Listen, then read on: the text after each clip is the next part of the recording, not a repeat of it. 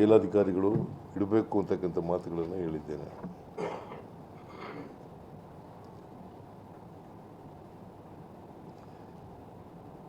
ಅವರು ಶಾಮೀಲಾಗದೆ ಹೋದರೆ, ಈಗ ಉದಾಹರಣೆಗೆ ಬೆಂಗಳೂರಿನಿಂದ ಬಂದು ಡ್ರಗ್ಸ್ ಇಲ್ಲಿ ಬೆಂಗಳೂರಿನಲ್ಲಿ ಪತ್ತೆ ಹಚ್ಚಕ್ಕೆ ಸಾಧ್ಯ ಆದರೆ ಮಹಾರಾಷ್ಟ್ರದವರಿಗೆ, why not Karnataka police people?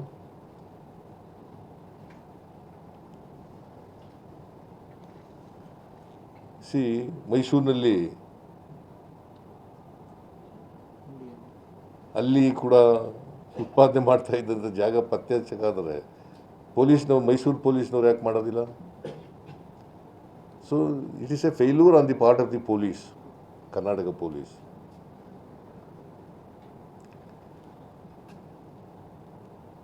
ಅದನ್ನು ತಿದ್ದುಕೊಳ್ತಕ್ಕಂಥ ಕೆಲಸವನ್ನು ಮಾಡಬೇಕು ಅಂತ ಹೇಳಿದ್ದೀನಿ. ಅದು ಯಾರು ಸಂಬಂಧಪಟ್ಟಂಥ ಪೊಲೀಸ್ನವ್ರು ಇದ್ದಾರಲ್ಲ ಅವ್ರ ಮೇಲೆ ಕಠಿಣವಾದಂಥ ಕ್ರಮ ತಗೊಳ್ಬೇಕು ಅಂತ ಹೇಳಿದ್ದೀನಿ. ಜೊತೆಗೆ ಸೈಬರ್ ಕ್ರೈಮ್ ಅಂತ, ಡ್ರಗ್ಸ್ ಅಂತ ಕೆಲಸ ಇದೆಯಲ್ಲ, ಈ ಕ್ರೈಮ್ಗಳಿಗೆ ನಮ್ಮ ಕಾನೂನನ್ನು ಇನ್ನೂ ಬಿಗಿ ಮಾಡಬೇಕು ಅನ್ನೋದಾದರೆ ಮಾಡಬೇಕಾಗ್ತದೆ.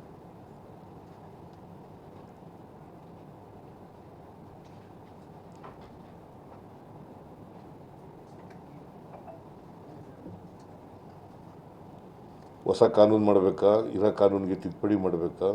ಯಾಕಂತಂದರೆ ಕೊಲೆ ಅಂತ ಕೇಸ್ಗಳು, ಅಟೆಂಪ್ಟ್ ಟು ಮರ್ಡರ್ ಅಂತ ಕೇಸ್ಗಳು, ಆ ಥರದ ಅಪರಾಧಗಳಿಗೆ ಏನು ಶಿಕ್ಷೆ ಇದೆ ಆ ಶಿಕ್ಷೆಗಳನ್ನು ಇಂಥ ಕೇಸ್ಗಳಲ್ಲಿ ಮಾಡ್ತಕ್ಕಂಥದ್ದನ್ನು ಮಾಡಬೇಕು.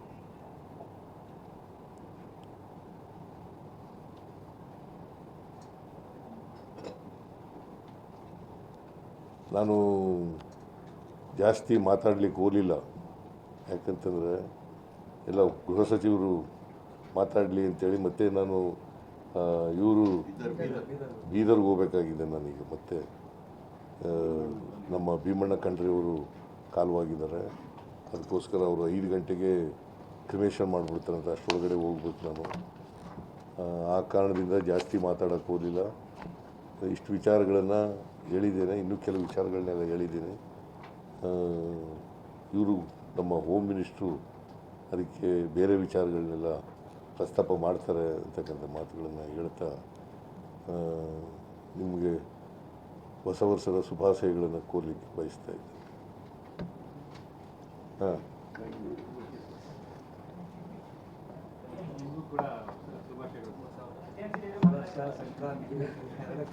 ಸಂಕ್ರಾಂತಿ ಹಬ್ಬ ಆಗೋಯ್ತು, ಹೊಸ ವರ್ಷನೂ ಬಂದು ಆಗೋಗ್ಬಿಡೋದು. ಇವತ್ತು 17ನೇ ತಾರೀಕು. ಅದರಿಂದ ನೀವೆಲ್ಲರಿಗೂ ತಡವಾಗಿ ಆದರೂ ಕೂಡ ಹೊಸ ವರ್ಷದ ಶುಭಾಶಯಗಳು, ಸಂಕ್ರಾಂತಿ ಹಬ್ಬದ ಶುಭಾಶಯಗಳು.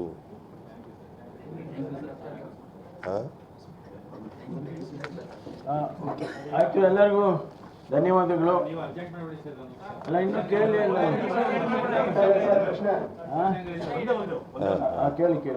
ಕೇಳಿ ಕೇಳಿ ತಾಳಪ್ಪ, ಅವ್ರು ಕೇಳ್ತಾ ಇದ್ದಾರೆ ತಾಳಿದ್ರು. ಆಮೇಲೆ ನೀನು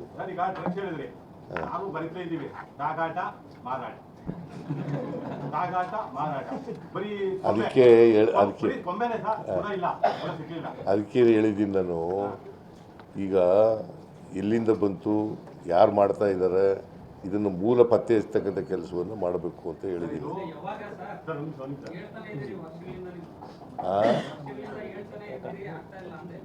ಇದು ಈಗ ಸಿಬಿಐ ಡೈರೆಕ್ಟರ್ ಕೆಲಸ ಮಾಡ್ತಾ ಇರೋದು, ಅದೇ ತರ NCB ಅವರು ಮತ್ತೆ ರಾಷ್ಟ್ರ ಮಟ್ಟದ ಬಹುತೇಕ ಇಂಜಿನಿಯರ್ಸ್ ಜಾಸ್ತಿ ಇನ್ವಾಲ್ವ್ ಆಗ್ತಾರೆ. ಇಲ್ಲ, ಒಂದು ಟಾಸ್ಕ್ ಫೋರ್ಸ್ ಇದೆ, ಆ ಟಾಸ್ಕ್ ಫೋರ್ಸ್ಗೆ ಈ ಜವಾಬ್ದಾರಿನೆಲ್ಲ ಹೇಳಿ ಅಂತ ಹೇಳಿದ್ದೀನಿ.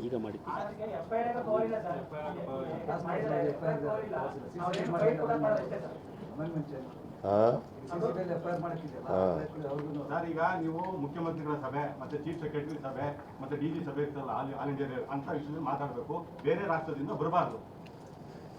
ಅದಕ್ಕೆ ನಾನು ಹೇಳಿದ್ದೀನಿ, ಇಲ್ಲ ಇಲ್ಲ ಇಲ್ಲ, ಅದಕ್ಕೆ ಕಾನೂನನ್ನೇ ಬದಲಾವಣೆ ಮಾಡಬೇಕು ಅಂತ ಹೇಳಿದ್ದೀನಿ. ವಿಜ್ಞಾನ ಕಾನೂನನ್ನು ಮಾಡಬೇಕು ಅಂತ ಮಾಡಿದ್ದೀನಿ. ಮುಂದಿನ ಅಸೆಂಬ್ಲಿ ಸೆಷನ್ನಲ್ಲಿ ಮಾಡ್ತೀವಿ. ನಾನು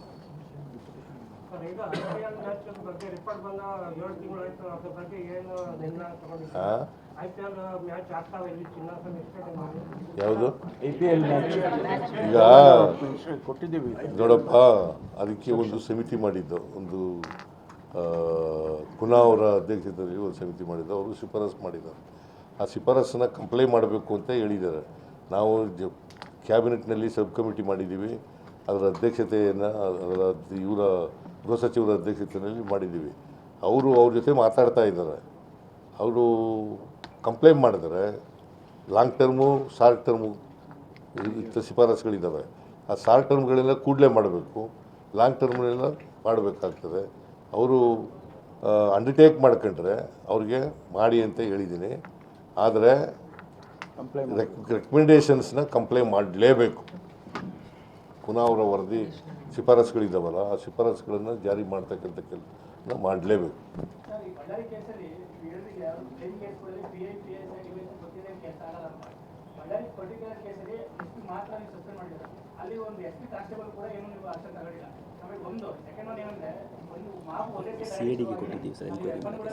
ನೋಡಪ್ಪ, ಅದನ್ನು ಎಂಕ್ವೈರಿ ಮಾಡಲಿಕ್ಕೆ CID ಕೊಟ್ಟಿದ್ದೀವಿ, ವಹಿಸಿದ್ದೀವಿ. ಅದನ್ನು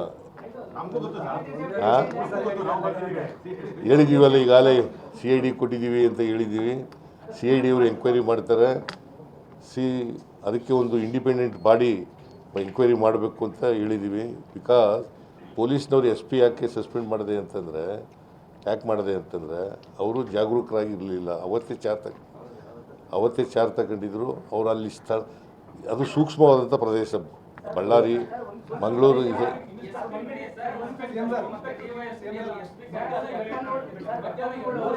ಅದಕ್ಕೆ ಸೀನಿಯರ್ ಆಫೀಸರ್ನೇ ಸಸ್ಪೆಂಡ್ ಮಾಡಿದ್ದೀವಲ್ಲ, ಅವ್ರ ಮೇಲೂ ಕ್ರಮ ತಗೊಳ್ತಕ್ಕಂಥ ಕೆಲಸ ಮಾಡ್ತಾರೆ.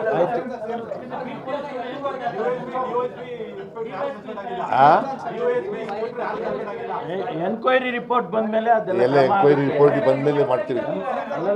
ಎನ್ಕ್ವೈರಿ ರಿಪೋರ್ಟ್ ಬರಲಿ, ಎಲ್ಲರ ಮೇಲೂ ಕ್ರಮ ತಗೋತೀವಿ. ಯಾರ್ಯಾರು ತಪ್ಪಿತಸ್ಥರಿದ್ದಾರೆ ಅವ್ರ ಮೇಲೆಲ್ಲ ಕ್ರಮ ತಗೋತೀವಿ. ಧನ್ಯವಾದಗಳು.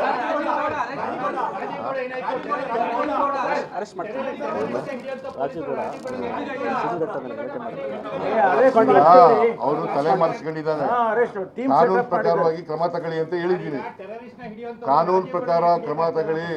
ಯಾರು ಕಾನೂನಿಗಿಂತ ಮೇಲೂ ಇಲ್ಲ, ಕೆಳಗಡೆನೂ ಇಲ್ಲ. ಕಾನೂನು ಪ್ರಕಾರ ಕ್ರಮ ತಗೊಳ್ಳಿ. ಅವ್ರು ಯಾವ ನಮ್ಮ ಪಾರ್ಟಿಯವರಾಗಲಿ, ಯಾವ ಪಾರ್ಟಿಯವರಾಗಲಿ. ಅವ್ರನ್ನೂ ಹಿಡ್ದಾಕ್ತೀವ್ರಿ. ಈಗ